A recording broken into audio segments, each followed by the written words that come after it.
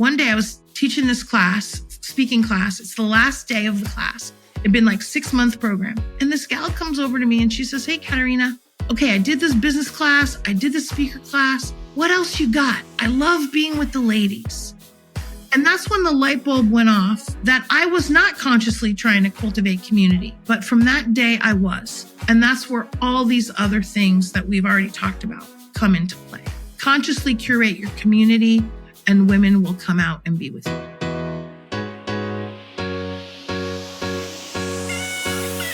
Welcome to Knowing Me, Knowing You, the podcast for the future of wealth management. Thanks for being here. I'm Marla Sofer. Money is a tool. It empowers people. Let's dive into how technology is personalizing advice, strengthening connections, and creating lasting impact. If you're an advisor looking to differentiate, a fintech leader shaping the next wave, or a client ready to take control of your financial future, you're in the right place. Let's get started.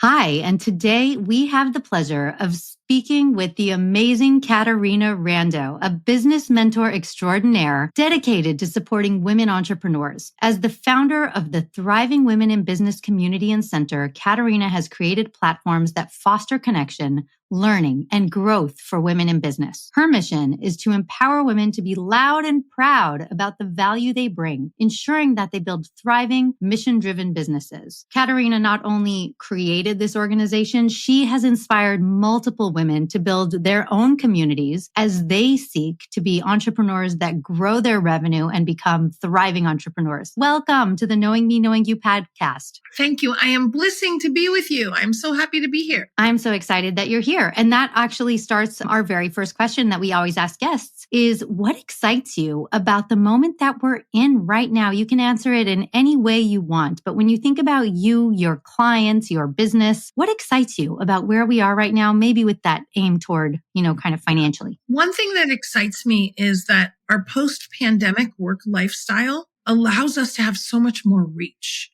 I talked to a gal today in Texas. Oh my gosh, I talked to a gal today in Ireland. And because of Zoom, we can invite people to come and be with us. This helps build community even more. Also, though, we're making friends across the state and the country and the globe. And that really excites me because when 2 or more women are gathered, even if it's virtual, amazing things happen. And yes, you are the queen of making that happen. You're the queen of having 1 and 1 equal 3 when you bring powerful, amazing, inspired women together. And I want to talk a little bit about that. You have successfully built vibrant online communities, especially on platforms, social media platforms. What are the key elements to creating and sustaining engaged online groups for this group that you've done such a phenomenal job of attracting and inspiring women entrepreneurs? Thank you, Marla. Thank you. Let me say this too. I could tell you, it's about providing great education and it's making sure everyone gets all the information. Yes, it's those operational things. Here's what it really is. Every woman that steps in, we want her to feel seen, heard, valued, welcomed, included. Know that she matters. And also, as the leader of any community, we want to make sure anyone that steps in feels safe in our community, even for a virtual community. And safe is not necessarily somebody's going to come get you. It's that your voice is not discounted. Your voice is included. And we want women to get their voice in the room. In fact, one of the things I teach when you're running groups, get everybody's voice in the room right away. If the room is too big to hear everyone individually, put them in groups and let them share with each other. Because when women connect, they validate each other, they support each other, they acknowledge each other. And these things that I mentioned, in my opinion, are more important than any programming. I want to stay on this because you just said so many important things. And I don't exactly recall how we met, but I remember I went on your podcast and then you invited me on. I did an event where I talked about kind of wealthy women and kind of building a better relationship with money. And then I went to one of your in-person events where we learned about self-defense, and it was phenomenal. And everything you just said, you have so much integrity in the way you deliver it. And the reason I want to stay on it for a little bit is because the audience here is threefold. We're talking to executives in the world of finance. We're talking to financial advisors, and we're talking to women who want a better relationship with their money. And so what you said was so powerful, is that you create a community by making every participant feel seen, valued, welcomed, know that she matters, safe, her voice is welcome and wanted. If you don't mind going a little bit further, if you yourself personally think about the financial industry and think about what you just said, talk about how the industry has made you or your clients feel. I can think back to my early years of being an early entrepreneur, Marla, and wanting to be responsible with investing and meeting with a financial planner, meeting with another financial planner, feeling talked down to, not feeling empowered, which is how we want women to feel around their money, right? Now, that's years ago. Are there places where women can they can get heard, they can get listened to? And that's why right now, I'm looking for a woman financial planner, because I'm hoping she'll listen more and better. Because oftentimes women are told, or not necessarily told overtly, but covertly, well, this is what I recommend for you based on your situation. And I'm the expert. And so listen to me, as opposed to really getting to know them, what their needs are, what their dreams and desires are, and all of the things. And women want to feel listened to. I also teach sales, and I say, hey, if you want to sell somebody something, it's not just about know, like, and trust. You have to listen. You have to build rapport with them, and they have to feel like you genuinely care about them. And I would say that's something that is not just about the numbers. The financial industry has to let women know that they care about helping them. That will support them in feeling more empowered about their money, women, so that they can move forward. That was so tangible because you gave such a great example. What you said is that, in the past, you've gone in, you've spoken to a financial planner, you felt condescended to. And frankly, we've heard that in hundreds of interviews we've done. But then even when maybe you weren't condescended to, you were told and sold. You were told exactly, here is what I think you should be doing, Caterina. And then you were sold a product. And your point is, hey guys, I'm in sales. There's something you're missing out here. You're missing out on the listening part. The fact that we were given 2 ears and the one mouth, right? The fact that when you are building a relationship, it's about understanding what is the value I want you to give me. And part of that is valuing me, because my money should support me. And so I love that you gave that really tangible example. And you've dealt with so many women entrepreneurs. They have so much going on in their lives. And sometimes they sacrifice their own relationship with their personal finances. And so I'm curious, if you had the attention of hundreds of, let's say, financial advisors that are listening to this podcast right now, what's one thing that you would want them to understand about working with female business owners? We want to be responsible with our finances. So don't assume that you're not. Exactly. But also, I'm going to say that, I'll tell you, Marla, personally, my dad is 93. And many years ago, my dad set up a Charles Schwab account for me. And I would say, hey, Dad, here's some money to invest for me. Here's some money to invest. And great. I had a nice stock account. At some point about 3 years ago, Marla, I realized my dad is 90 years old. It's probably time I learn how to do it myself. And so I call up Charles Schwab. I'm talking to them. I say, hey, how do I do a trade? How do I buy something? Blah, blah, blah. The guy on the phone was a guy. He was so great. He spent so much time with me. I said, well, how do I pay for it? He says, well, you could take it from your bank. The whole thing. I felt so empowered that this gentleman took me through all the steps. And now I feel like I'm rocking my stocks. My stocks are up. I feel empowered around my stocks because some nice person took the time to not tell me what's wrong with you. You're 59 years old. You don't know how to do this. But that's what I heard when I was younger. And a lot of times women don't reach out because they don't want to feel stupid. They've had those experiences in the past and they don't want to do it. So they just don't do it. And they put their head in the sand and they move on to something else. I mean, for me, I'd rather make money than watch money, right? Mm-hmm. But now, as I feel empowered, now I'm more than happy to put my attention on it. And that's what we want, women to feel empowered around their money. And that will have them engage with their money more. Well, shout out to the guy in the Schwab call center who took the time to walk Caterina through. So You basically said, I don't know how to trade. Walk me through it. Do you have I don't know, what is one or two highlights from the call where, what did he do that made you feel, going back to your first point, it made you feel valued? Yeah. So first of all, he took the time just to chat with me. Hey, where are you calling in from? And we talked about the weather, which women don't usually talk about the weather, but we talked about and then he said, he asked me a few questions. They can't give you advice, but he was telling me about some resources. Well, if you go on the website, there's this resource. And that was very empowering for him to tell me, where could I go to get more information? Women are great at studying. They're great at absorbing and finding resources once they know about them and using them. So that was one highlight that I really appreciated. And I still do now. I still use all the resources that he mentioned when I'm on there. And then the other thing was never feeling like he was exasperated with my 50 questions and being patient and kind in the interaction. And that was really, really important. And it made a huge difference. And that kept me asking more questions, which empowered me more because he was taking the time to assist me. That's awesome. And it pays it forward. I want to come back to some of the work you've done around building communities. Yeah. And if you don't mind, talk a little bit about the community you built and how you build the community, live events, virtual events, workshops. What are the community building 101 from Caterina Rando? Okay. And I'm going to tell you, Marla, my mom passed away a couple of weeks ago. Oh, and sorry. The reason I'm getting a little choked up right now is because my mom was a school teacher. And she never said to me, hey, Caterina, this is how you build community. But I watched her host luncheons for all the school teachers. I watched her when a child would come to the door to sell some Girl Scout cookies or some chocolate bars or something. She wouldn't just go get her wallet to buy whatever it was they were selling. She would go get her wallet. She would lean down. She would say, oh, you're so smart. You're doing a great job.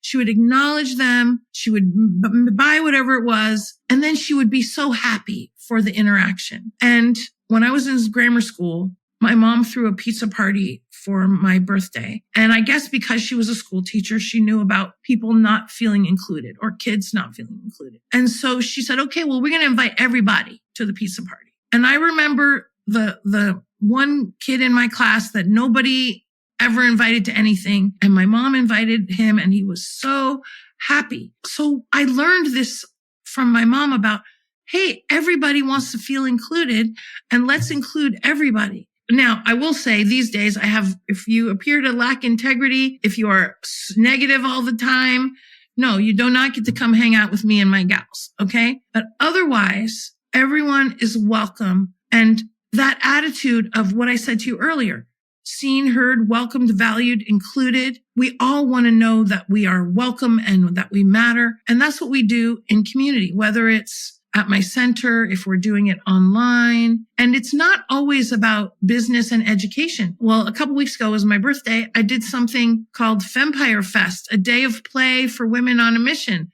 We had the belly dancer come, we did vision boarding, we had a silent disco the night before. Why? Because when women come together, they have a great time. Now, and guess what? That wasn't the goal, Marla, to get new clients. But you know what? I got some new business. Why? Because when women get together, that's relationship building. And that's also good for business. Women, we don't just talk about business. We're holistic, right? We talk about everything when we get together. And it doesn't always have to be business. It could be, let's get together and do a silent disco. We did silent disco / pajama party, by the way, which makes it more fun. And the social aspect is really important. The fun part as well. They're socializing, but you're giving them an opportunity to have fun. Exactly. And connect and make friends. And I just came back from a retreat that one of my clients was hosting. She's built an amazing community and she does her thing different than I do my thing. And I love to go be the participant. We all love to get together. And the way I got started, Marla, on community was one day I was teaching this class, speaking class. It's the last day of the class.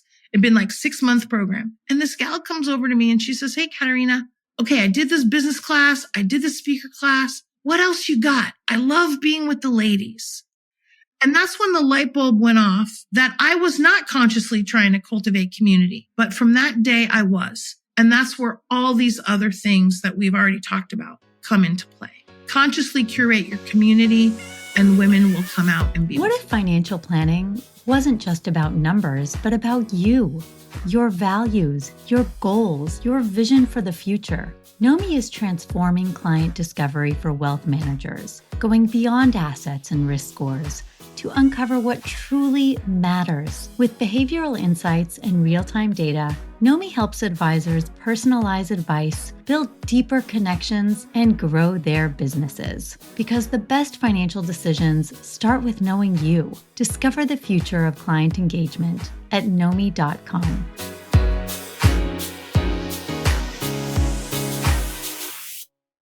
Do you mind telling us a bit about your community? Sure. So my work in the world is supporting women to thrive economically through entrepreneurship. I believe that a rising woman entrepreneur invests in herself, her family, her community, and she uplifts the world. And I also believe that entrepreneurship is a way for women to live an authentic life. They don't have to mold to anybody's culture with a job. They get to create their own culture. They get to create their own community, and they get to be their authentic self every single day. And that's also why I love entrepreneurship. And so what I do is I support women to sell authentically. We don't need scripts. We're women. We know how to talk to people, how to sell authentically, how to use speaking to grow their business. And I host amazing retreats. Leadership retreat for women, mastermind retreat. We even have a retreat on how to do women's retreats because women love to get together. And I'm actually, Marla, I don't like to say this number out loud, but I'm 31 years in this business. And of course, as an entrepreneur, it's a very circuitous route, which is fine. And also you can change things without having to take 6 months to do it. I used to be simply a coach. Then I started being more of a trainer. Then I published a magazine. Then we published books. And then I got clear on what was my true bliss, which was speaking, getting the ladies together and running group programs. And that's where the real focus on community came from. What have you been able to accomplish? How many women have you reached? What is the size of your community right now? Oh my gosh. Well, it's always changing. So there's what we call the VIP community, and then there's more of the extended community. And you have peripherals, like you also reach through other people's communities. Right. And I'm also in bigger women's organizations. So at any one time, I have anywhere between 80 and 125 active clients in programs. But then if we include the retreats, that's another maybe up to 200 with this year and last year. And then, of course, there's people that have come and come back. You know, I always talk about we don't just want a client for 3 months or 6 months. We want long-term and lifelong clients. So there's clients that used to hang out with us more. Now they hang out with us less, but then they come back. I've had clients that have come back after 14 years to do more work and step back into the community. Because wherever a woman is in her entrepreneurial journey, she's always going to thrive with a community of women who are not just the know, like, and trust, but the inclusion and the welcoming and the support. What we need let me say a little bit about what we like from community. Yes, of course, we always like some education, but we like ongoing support. That's more the emotional side. Then we like ongoing guidance. Hey, what resource are you? That's why we have a mastermind cruise.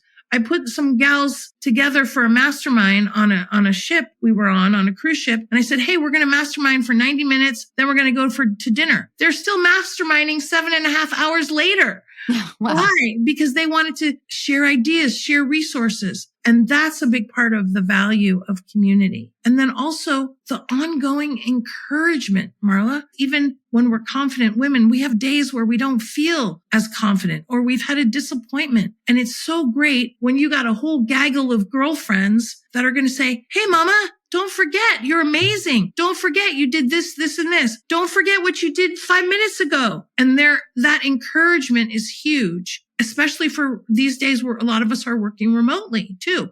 We're working from home. So that encouragement is extra, extra important. Yeah, I love that. And I feel that there is a bit of a magic number. And this is true in financial advice as well. It's very hard to build authentic relationships with more than 200 people. when you have kind of a number that you can really get to know and you can inspire them. And actually, I was just talking this morning with our academic advisor, Megan Lertz, and learned that for therapy, as for financial advisors, and then I had lunch with a lawyer friend of mine at one of the top law firms, the measure of success is often the same. It is, do I feel that you've got my back? Do you understand me? Do you know me? Are you there for me when I need you? Mm-hmm. And that is really all we want from these service professionals. It is, do you know me? Do you get what I need? Are you there for me when I'm down, when I need you? So I don't have children. I don't have a spouse, although I'm looking for my new boyfriend. Putting that out into the listening audience. Thank you.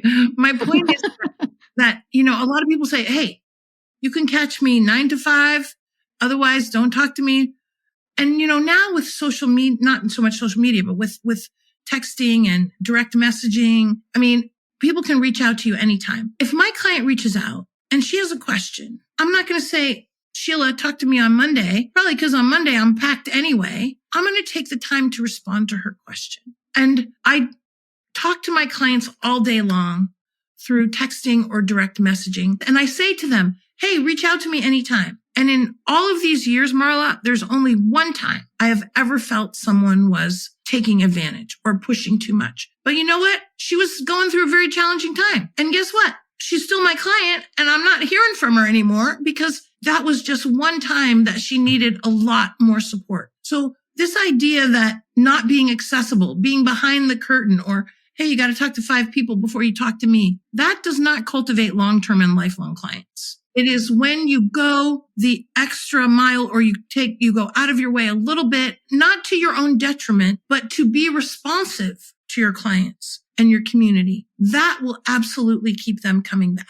Yeah. That was so beautiful. I feel like we can end there, but I do have a couple more questions for you. And you already talked so much about content engagement. You basically said the content schmontent. It's about relationship building, that's not what you said. That is my reinterpretation of what you said. Let me say this, because I have often felt a lot of years in business. We used to do big goals gala every year where we, celebrated the women. And I remember one night I said, you know what? As long as I welcome them when they walk in the door and thank them when they leave, even if we did absolutely nothing, they would tell me, oh my gosh, this was so great. I had such a great time. Why? Because being together, magic things happen. And I want everybody to hear that because a lot of times, and I teach this to speakers when they're new, they put so much content and yes, of course, we want to learn some things, but it's about the connection. It's about the encouragement. All of those things are equally as important. What I just took from that beautiful story is it is a very simple, very tactical, tangible path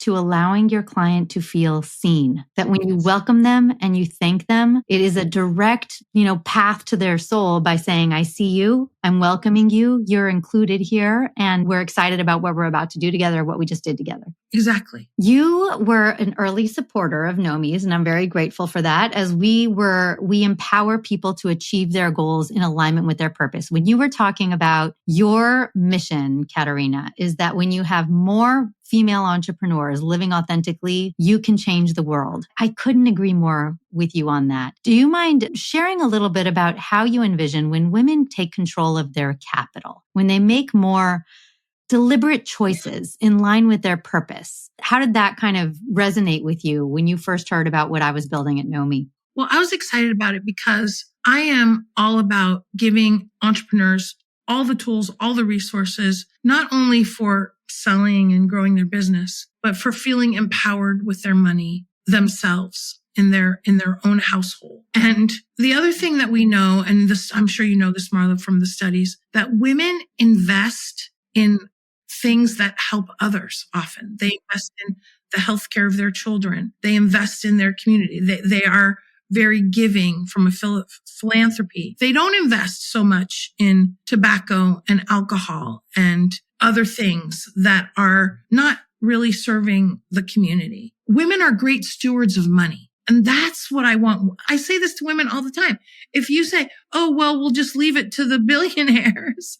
Hey, no, you're a better steward of money than some of them. Now, there's some great philanthropic billionaires as well. I don't want to put them all in the same basket. But what I'm saying is women use and spend their money well. Not all women all the time, but overall, this is what we see. And I also want women to have more money so that they are not down on themselves about investing in themselves either. I just talked to a gal earlier. She was telling me how much money she spent on her business. I said, hey, the best investment you can make is you and your business. You didn't tell me you were buying purses. You told me you were helping you build your fempire. That's great. That's a good place for your money. Our last question is always, what is an instance in your life or a conversation that you've had that has totally changed your relationship with money? Well, we don't really have enough time for this because it's towards the end. That would be the day that my ex-husband told me that there was no money in my stock account, no money in my bank account. My line of credit was maxed out, et cetera, et cetera. And the day I realized that I had to not be in that marriage anymore, but also really step up and become much more on top of my money. And that was about 7 years ago. And since then, everything has changed in my life financially. And I had to do what a lot of women do much earlier in life and really put it, because I like to just make money. I didn't like to watch it. And now I watch my money every day. I'm having some PTSD still, but that's okay because I'm more empowered around my money. And I am now using my empowerment to empower other women around their financial power and confidence in their own lives. You've shared some of that story with me, and it is so vulnerable of you to open up and share and say, not only did you find yourself in that situation, you were pretty egregiously taken advantage of. You found your path to coming out not only stronger, but to empowering and building communities that you have made stronger as a result of your experience. And that's what sisterhood does, by the way. That's what women in community do, is we lift each other up. I know you do that for so many. And you've done it for me as well. And I'm honestly humbled, and it's my pleasure and honor to host you on the podcast because of how empowering your message is. And I'm grateful that you shared your wisdom on community building, empowering women entrepreneurs. Your dedication to uplifting others is inspiring. It's been inspiring to hundreds and hundreds of women, and it has guided so many to achieve greater success and fulfillment, to live their authentic selves, to change the world in the way that they really believe in. And you are the epitome of encouraging and inspiring and helping people live those lives. If anybody listening to this wants to follow you, learn more about your community, where can they find more? Thank you for asking. We are on my website, CaterinaRando.com, and I have a lot of free resources for women entrepreneurs at CaterinaRando.com/links. And you know what? Become my friend on Facebook or connect with me on LinkedIn. And I live in San Francisco, and I'm looking to meet more amazing women in the city that want to connect with other women as well. Caterina, I can vouch the fact you are extremely responsive on social. You answer every email. It's been an absolute pleasure. Our listeners, if you are looking to build community and help people feel seen, heard, understood, there are few other than Caterina to learn from. If this discussion has inspired you, please drop a note in the comments. Let us know how you felt about this, and if you'd like to hear more content like this. Thank you so much for joining today. Thank you for joining us on the Knowing Me, Knowing You podcast. If you enjoyed this episode, share it with someone who needs to hear it. And don't forget to subscribe, rate, and review. Your support helps us bring more transformative conversations to you. Until next time, keep discovering, keep growing, and remember, you're in control of your own financial story. Follow us for more conversations on financial confidence, self-discovery, and the future of money.